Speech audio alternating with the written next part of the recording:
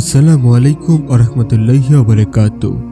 প্রিয় বন্ধুরা, আজকে আমি আপনাদেরকে জানাবো হযরত মুহাম্মদ সাল্লাল্লাহু আলাইহি ওয়াসাল্লামের সময়কালে ঈদের দিন কেমন ছিল, কিভাবে হযরত মুহাম্মদ সাল্লাল্লাহু আলাইহি ওয়াসাল্লামের যুগের ঈদ পালন করত। তাহলে চলুন ভিডিওটি শুরু করা যাক। তার আগে একটু অনুরোধ, আপনারা যদি এই চ্যানেলে নতুন হয়ে থাকেন তাহলে অবশ্যই চ্যানেলটি সাবস্ক্রাইব করবেন। আল্লাহ রাব্বুল আলামিন মুসলমানদের প্রতি নিয়ামত হিসেবে ঈদ প্রদান করেছেন। রাসূল সাল্লাল্লাহু আলাইহি ওয়াসাল্লাম মদিনায় হিজরতের পর প্রথম হিজরিতেই ঈদ শুরু হয়। যতদূর জানা যায়, পূর্বেকার নবীদের সময় ঈদের প্রচলন ছিল না। রাসূল সাল্লাল্লাহু আলাইহি ওয়াসাল্লাম মক্কা থেকে হিজরত করে যখন মদিনায় পৌঁছালেন, তখন মদিনাবাসীদের নওরোজ ও মেহেরজান নামে দুটি আনন্দ দিবস উদযাপন করতে দেখলেন, যে দিবসগুলিতে তারা শুধু খেলাধুলা ও আমোদ ফুর্তি করত। হযরত আনাস রাদিয়াল্লাহু তাআলা আনহু এর বর্ণনা থেকে আমরা জানতে পারি, রাসূলুল্লাহ সাল্লাল্লাহু আলাইহি ওয়াসাল্লাম জিজ্ঞেস করলেন, এই দিন দুটির তাৎপর্য কি? মদিনাবাসীগণ উত্তর দিলেন, আমরা জাহিলি যুগে এই দুই দিনে খেলাধুলা করতাম। তখন তিনি বললেন, আল্লাহ রাব্বুল আলামিন এই দুই দিনের পরিবর্তে তোমাদের এর চেয়ে শ্রেষ্ঠ দুদিন দিয়ে দিয়েছেন। তা হল ঈদুল আজহা ও ঈদুল ফিতর। সুনানে আবু দাউদ 1134। রাসূলুল্লাহ সাল্লাল্লাহু আলাইহি ওয়াসাল্লাম ফজরের নামাজ জামাতে আদায়ের মাধ্যমে ঈদুল ফিতরের পবিত্র দিন শুরু করতেন। তিনি ঈদগাহে যাওয়ার পূর্বে গোসল করতেন। ঈদে উত্তম জামাকাপড় পরিধান করে ঈদ উদযাপন করা সুন্নাত। ইবনুল কাইম আল জাওজি রহমাতুল্লাহি আলাইহি বলেন, নবী করিম সাল্লাল্লাহু আলাইহি ওয়াসাল্লাম দুই ঈদেই ঈদগাহের যাওয়ার পূর্বে সর্বোত্তম পোশাক পরতেন। এরপর প্রিয় নবী কিছু খেতেন। বুরায়রা রাদিয়াল্লাহু তাআলা আনহু বলেছেন, নবী করিম সাল্লাল্লাহু আলাইহি ওয়াসাল্লাম ঈদুল ফিতরের দিনে কোনো কিছু না খেয়ে বের হতেন না। সুনান তিরমিজি 545। অন্য এক হাদিসে এসেছে, রাসূল সাল্লাল্লাহু আলাইহি ওয়াসাল্লাম ঈদুল ফিতরের দিন বেজোড় সংখ্যক খেজুর খেতেন। এরপর তিনি পায়ে হেঁটে ঈদগাহে যেতেন। আব্দুল্লাহ ইবনে ওমর রাদিয়াল্লাহু তাআলা আনহু বর্ণনা করেছেন, তিনি বলেন, রাসূলুল্লাহ সাল্লাল্লাহু আলাইহি ওয়াসাল্লাম ঈদুল ফিতরের দিন ঘর থেকে বের হয়ে ঈদগাহে পৌঁছানো পর্যন্ত তাকবীর পাঠ করতেন। আল্লাহু আকবার, আল্লাহু আকবার, লা ইলাহা ইল্লাল্লাহ, আল্লাহু আকবার, আল্লাহু আকবার, ওয়ালিল্লাহিল হামদ। ঈদগাহে পৌঁছার পর নবী করিম সাল্লাল্লাহু আলাইহি ওয়াসাল্লাম ঈদুল ফিতরের 2 রাকাত নামাজ আদায় করতেন।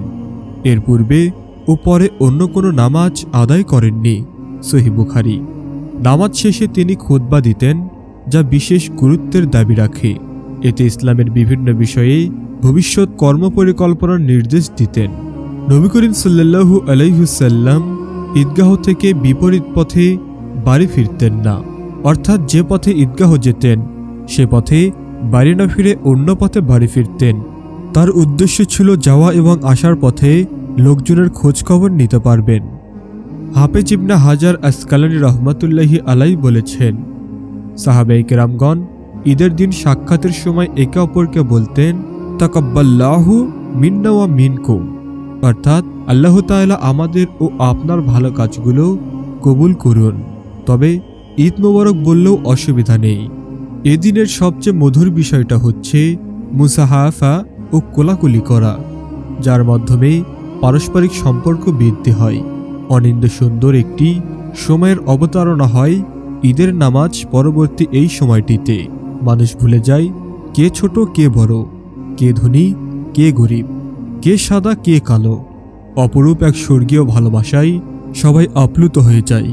একই রবের এক দেহ, এক মনের একই মুসলিম আমরা সবাই। এটা ঈদের সবচেয়ে বড় শিক্ষা। এই শিক্ষাকে ধারণ করা উচিত। ঈদ পরবর্তী দিনগুলোতে এই দিনে আত্মীয় স্বজনের খোঁজ খবর নেওয়া হয়, তাদের বাড়িতে বেড়াতে যাওয়া, একই সাথে প্রতিবেশীর খোঁজ খবর নেওয়া ও সুসম্পর্ক বজায় রাখা হয়।